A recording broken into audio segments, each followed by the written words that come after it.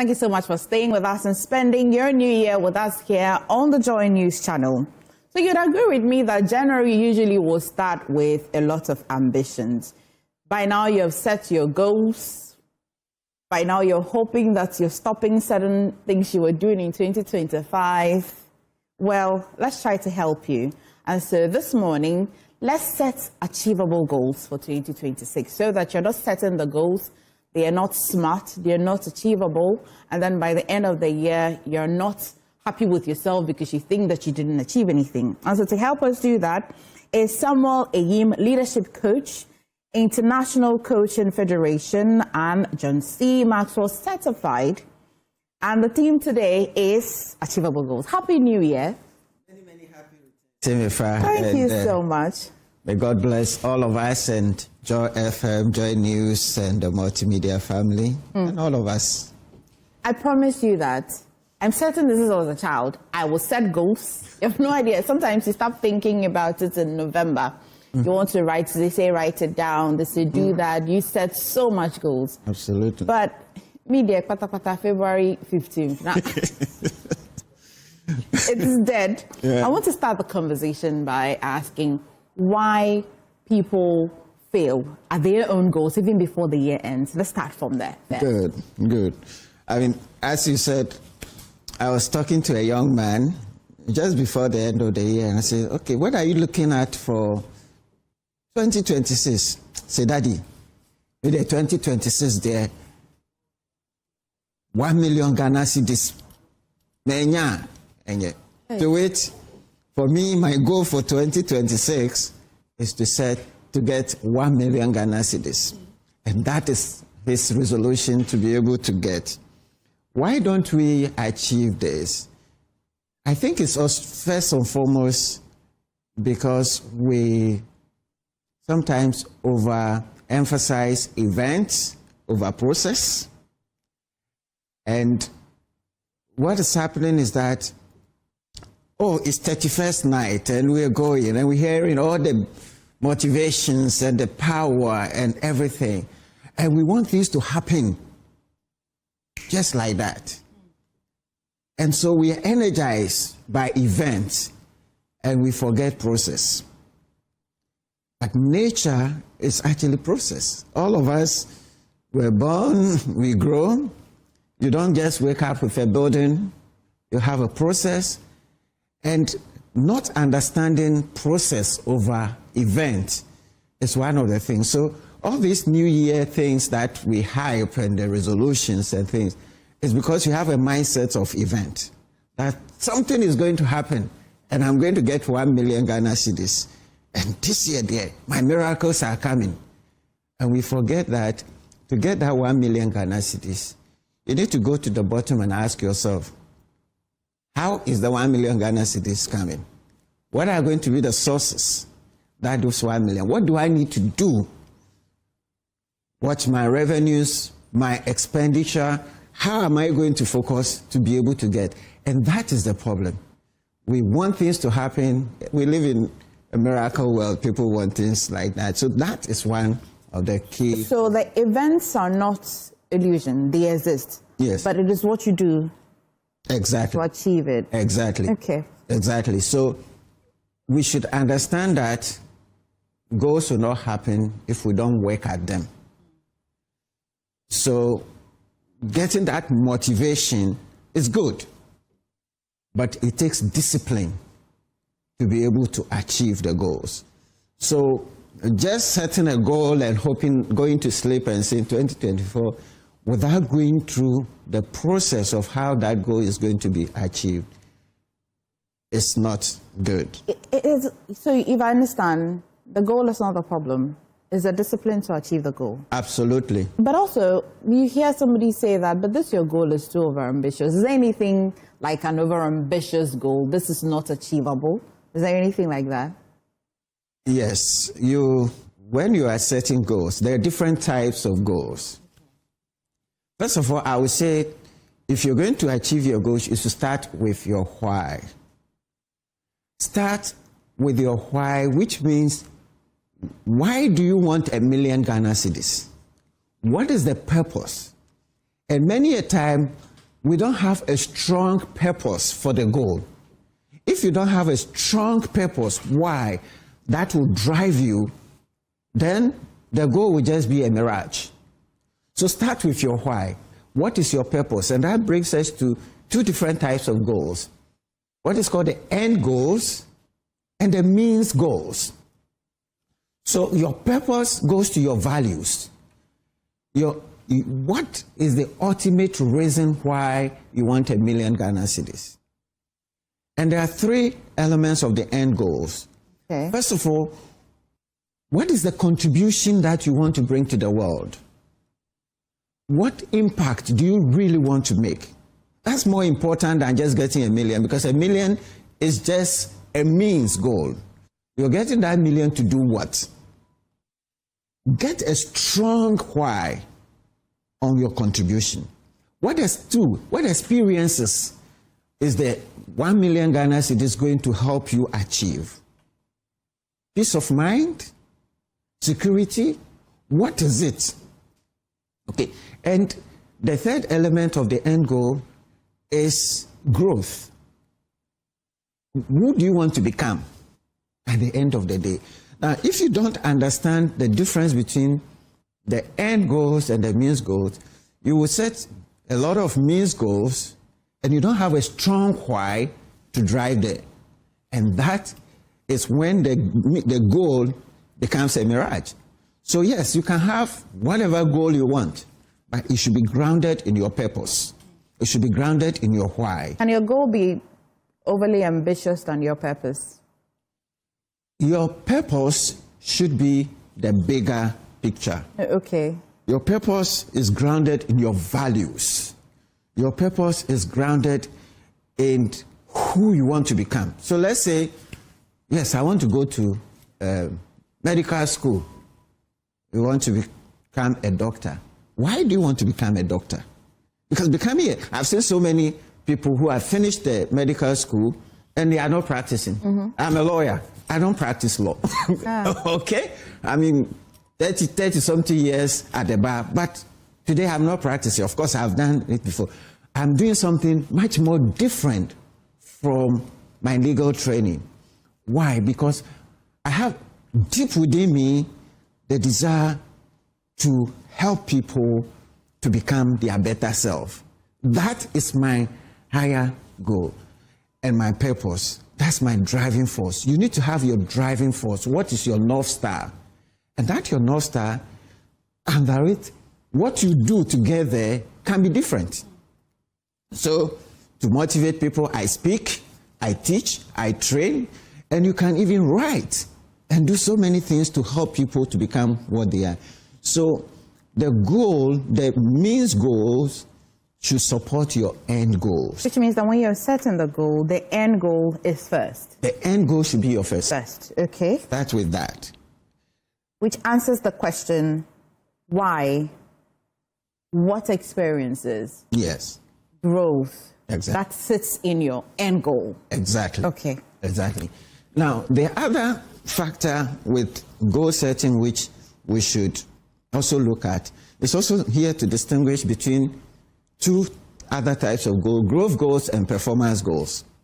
Okay. Now, your growth goals, your performance goal, let's start from there. Okay. Is the specifics you want to achieve. So you're a salesperson, for example.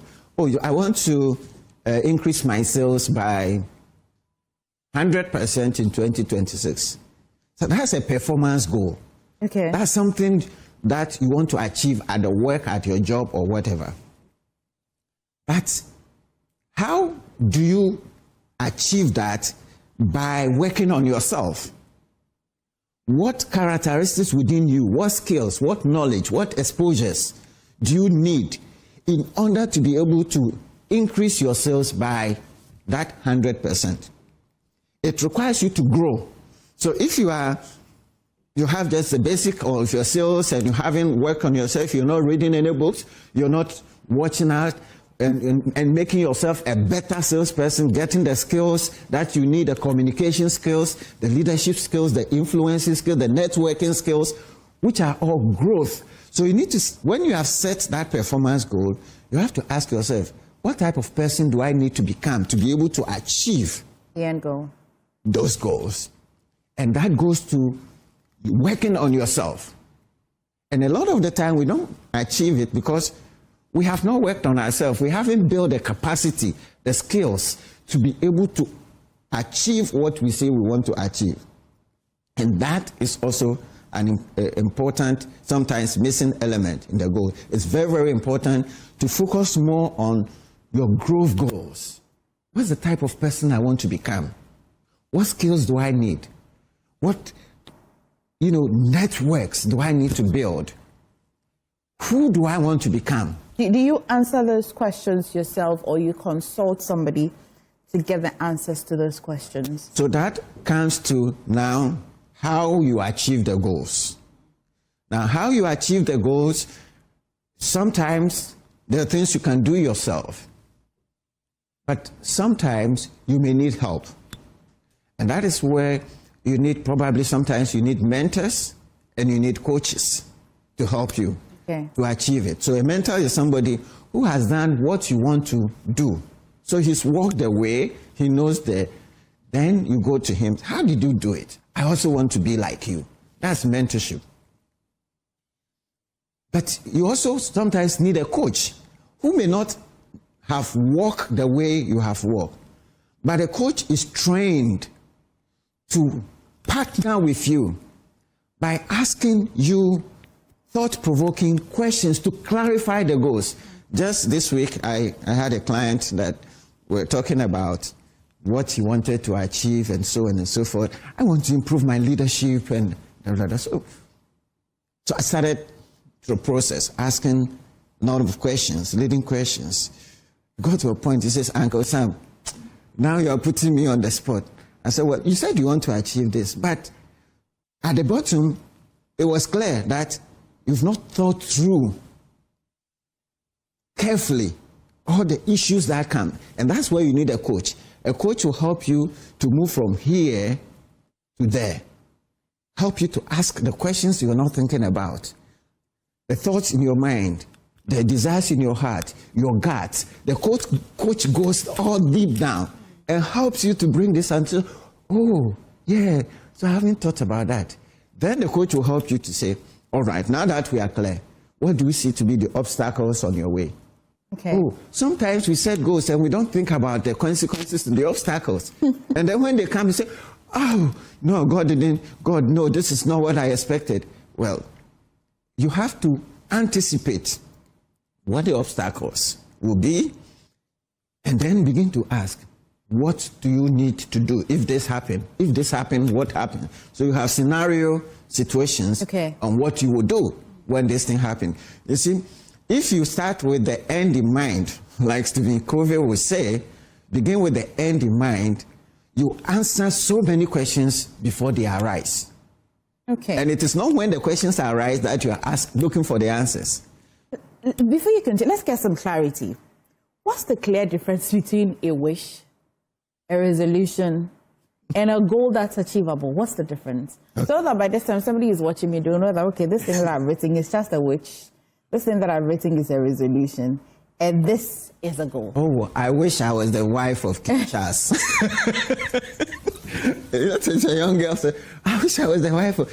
A wish is something that, it's something that you think it will never, good, but would not be able, may not happen. Are there chances that some of your wishes can well, some of them, if they are close to specific goals, and maybe we'll talk about how to set the goals. Okay. And when you were introducing, you talk about SMART goals. Okay. Because a wish has no definitions. It's not clear. It's not specific. So it's some general thing in the air. I wish I can go to heaven today. So that's something, some feel-good thing that you want to have. Okay. Okay. Now, a resolution is, you make a definite decision. And decisions are important.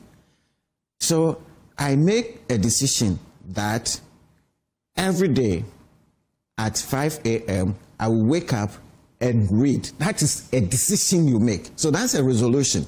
And resolutions are important for achieving your goals. Okay, so you need to make resolutions. But goals that are achievable, as we are saying, are clearly within your purpose areas. You've clearly understood them. You understand the means to get there. You understand all the obstacles and the permutations that may come. And you have clearly a plan. Okay. To achieve it. Okay. So sometimes somebody says, oh, and when we say we have a plan, it's not like someone say, oh, I've been planning to be a businessman. I mean, I have plans to be an entrepreneur. And say, okay, so where are the plans? Oh, and well, I've been thinking about it. So what do you want to do as an entrepreneur? He hasn't even thought of what he wants to do, but he says he has a plan. Now that's something like a wish. Because a plan is something you've sat down, analyzed, written down with specific goals and timelines. And so when we talk about SMART, it means the goal must be simple. It should be something that you can easily explain and you understand. Okay. When we say SMART, it's an acronym. M means, S is simple. M means measurable. A means the goal must be attainable or achievable. This is us learning how to set the goals, right? Exactly. Okay, so get your pen and the paper. Today I'm feeling a little kind, so I'll convince my director and producer, so we open the phone lines to get some free consultation here, okay? So we'll put the number up there, but let's start. Get your pen and your paper and let's start, or let's learn how to set achievable goals. All right, Uncle Sam, let's start. All right, so I say use the SMART model. Yes. Okay, so S is simple or specific. M is measurable. The A is attainable or achievable. R in the SMART is relevant. And T in the SMART is time bound. Okay. So for your goal to be achievable, it has to be specific. So I have somebody who says, oh, I want to improve my leadership. Okay. That's too broad. That's too broad. So working with this person, we go to a point where he says, okay, what I want to do is I want to read one leadership book every day, an hour a day, starting with X book. So your goal should not be just broad. When it's broad, your mind doesn't know what you want to achieve. You have to be very specific. Okay, so, oh, I want to lose weight. Yeah, that's fine. Eko said that earlier today. He said he wants to lose weight.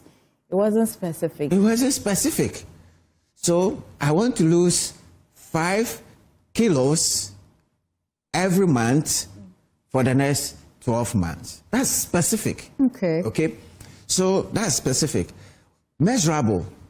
So from this example, 5 kg is measurable. Okay. So you can stand on the scale and see if in a month I've dropped 5 kg. But if you say I want to lose weight, so measurable, then that goal must be attainable. Now, if you say, if you are 90 kg today, and you say, I want to lose 50 kg in the next 2 days. Now, it's not, is it attainable? Maybe you want to kill yourself to achieve that. So that's not, it's not attainable. It has to be within the resource means that you have, that you can do it. You have the time, you have the energy, you have the resources to be able to do it. So you have to assess that. Then relevant means that that goal that you are setting must be relevant to your purpose. And we talk about purpose already. Yeah. Okay. So if it has nothing to do with your purpose, then sometimes you can just drop it. Okay. Okay. But if it's tied to your purpose, then you are more determined to do it because it's relevant to what you stand for, your values, and so on and so forth. And we talk about time bound, which means you must give yourself a time frame to achieve it. Oh, I want to lose weight. When Well, so and he said, but I said I want to lose weight. It's just like some of our politicians do to us when they said their manifestos. Then when you ask them questions, but we said this, but we didn't give any time. We can safely say that their manifestos are also goals, right? And so we must apply the formula of SMART. Exactly. Okay. And we should be able to ask them and interrogate them. And sometimes they run away. Yeah. They come out with all these slogans and ideas, and when you want to pin them down, they will tell you to wiggle around it because it is not intended to be achieved. After you have set a SMART goal, is it okay to mid-year drop some or alter it a bit? You think that is it okay, or that makes you a failure? No, that comes into now the process of implementing your goals. Okay, so in the process of implementing your goals, you have to have regular reviews. Actually, we are at the beginning of 2026, and you are setting goals. Let's say you've set all your goals; they are in line with your purpose. The end goals are clear from the means goals. You have your growth goals in there, and so on and so forth. You have to do a review and use what I call the stop, continue, and start model. So stop, continue, and start. Okay. Ask yourself, what is it that I have been doing that does not help the achievement of this goal? And stop them. So there are things you have to stop. So if you want to lose weight, 10 kilos within the next 6 months, what are some of the things you've been doing that do not help? All the cakes that you've been doing, the oversleeping, eating late at night, and all those things. And the kinky and fish, like my friend will say today, I haven't eaten cry, only 6 balls of cake. Okay? So there are things you have to stop. So you have to go through them and stop them. Then there are things you have to continue. What has worked in 2025? Oh, these things help me in my pursuit of losing weight or being financially free or something. They help me. The way I manage my expenses, I'll continue with them. Then there are some new things that I have not been doing that I now have to start doing. I've not been exercising, so I have to now start doing.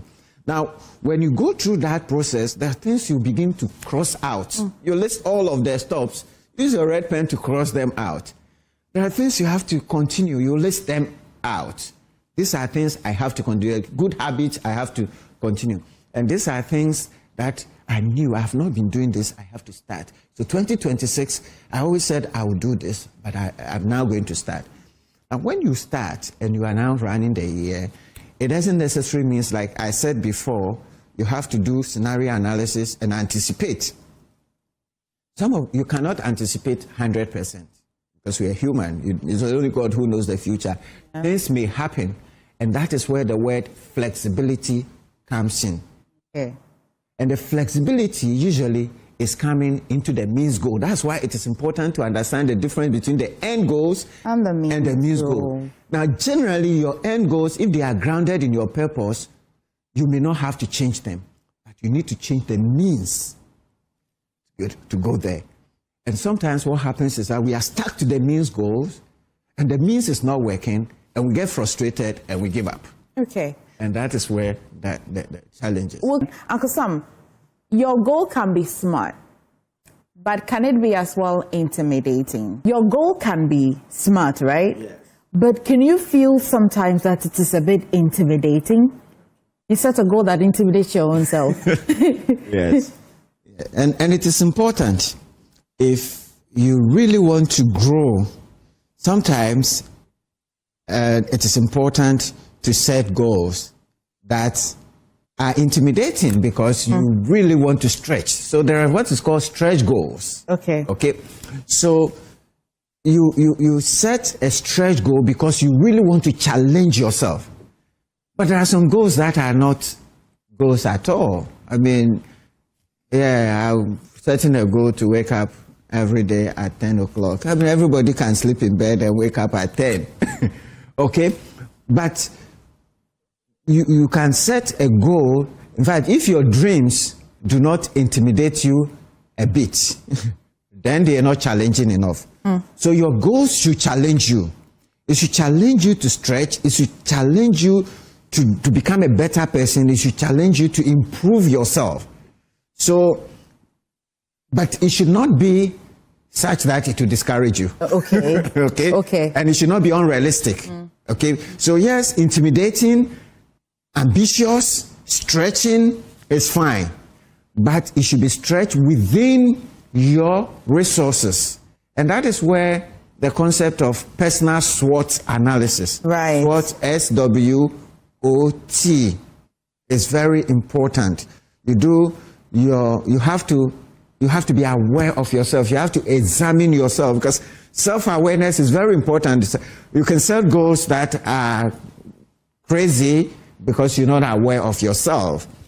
So SWOT means there's just a minute before we go to the SWOT, we're going to Wale. We'll speak to Oscar. Oscar, good morning and a happy new year to you. Good morning, madam. How are you? Very well, thank you for asking.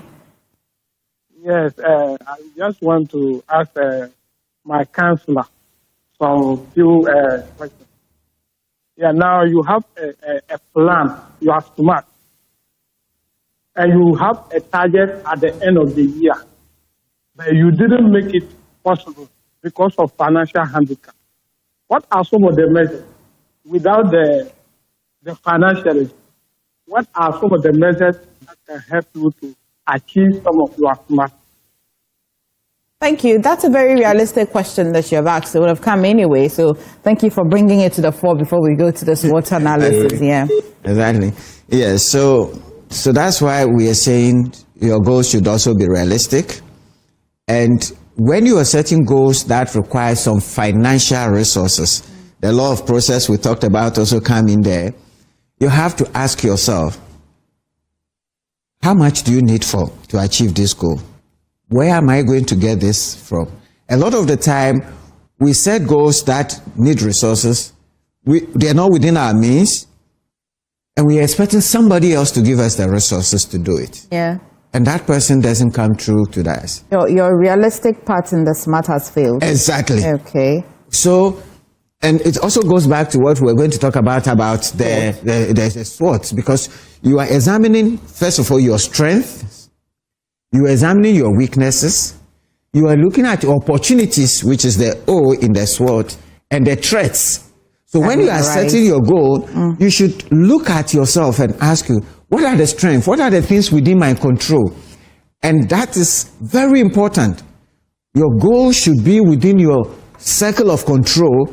And even if it's not within your circle of control, you know that there are opportunities that can help to enlarge that circle of control.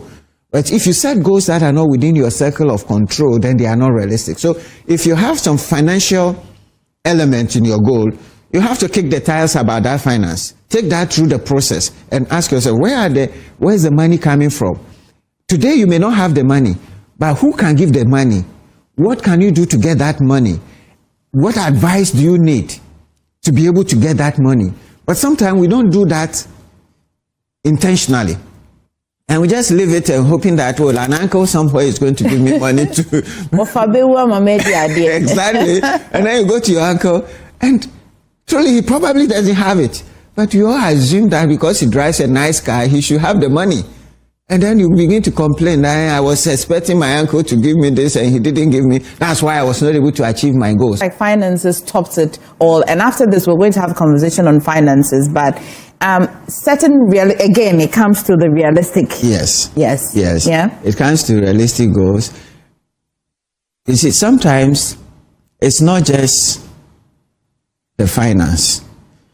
I've talked to a lot of people who you ask and you say, oh, if only I can get 100,000. So I have a trick question that I asked a lot of people. If you have $1 million cedis now, what will you do? I'll fail woefully. So I won't answer it. Exactly. The thing is that many of us have not sat down. Begin with the end in mind. to answer the question, if I have 1 million cedis, what will I do with it? We don't know. We are waiting to get 1 million cedis before we decide, okay, now with 1 million cedis, what am I going to do with it? And that is how people get 1 million cedis and they get lost. And you said you were going to talk about the financial side. Yeah. Because if you don't plan your finances and how to manage it properly, and that's a big area, how to manage our finances properly, we will not be able to get the money we need to do what we have to do. You don't have to have the money in your pocket to set a goal about money, but at least you have to know where that money is coming from, and when you get that money, what you're going to do with it. And many of us, we have not thought through it. And then the money comes, okay, now I have the money. And then you see the money will tell you what to do. And now, okay, you begin to buy cars, you begin to buy this, you begin to, like the guy was talking about, the lady should be kind on us. Now you begin to throw their money around to show off. Okay, the lady should be ready also to help you. I don't like the table you're about to shake. This my table is fed. I won't allow you to shake it. Well, we can have this conversation, but one of the things I think people should do is make it a habit to have conversations with life coaches like yourself and all. And so I'll take your final submission on this, and then encourage people to at least see Uncle Sam. The year has just started, and you must start right. Uncle Sam, I'll take your final submission, wrapping it all together. Thank you, Emefa. I want to bring out 2 words that are important as we come to the end. And the first word is habit. Habits make us. There is a book with the title Atomic Habits. Maybe you want to begin the year by reading Atomic Habits, because your goals will succeed or fail on the habits that you deploy in 2026. So watch your habits. The things you do consistently will determine whether you're going to be successful or not. So make sure that your behaviors, your conduct, your thinking, and all are aligned. And that goes to the consistency with which you are approaching your goal. You don't just start and then you give up. The second word is visualization. Now, it is important that you internalize the goals you are setting by visualizing constantly where you want to get to. It is important to set your mind, your spirit, and soul on that goal. You have to actually believe in the goal and imagine yourself achieving those goals constantly. Because it is a powerful, powerful energy that will keep you on course as you are going through the year. Of course, as a Christian, I want to encourage all of us to also focus on God. You can plan, you can purpose, you can do whatever you want to do within your power. At the end of the day, we don't control this world. So the God factor is a very important one. So commit your plans to the Lord, and He will help you. So let us, as we think about these things, there are things within our power we can do. The things we cannot do, let's look for people who can help us, either accountability partners, mentors, coaches, and so on, who can help us. But above all, let us seek the face of God. Those of you who believe in prayer, pray about your goals, and let your goals align also with the purposes of God. Thank you so much, Uncle Sam. This has been very, very educating and very, very informative as well. Where can we find you? How can a person come to you for some Well, you can reach me on 050-404-6852, or you can go to CTL Africa Leadership, which is where we have a lot of information. That's our company. We provide training and coaching services across Africa. And so you can go to CT Africa and look up our programs. Every weekend we have, every Saturday we have a free leadership webinar. We've been running for more than 5 years. So reach out to me or go to CTL Africa and then connect with us.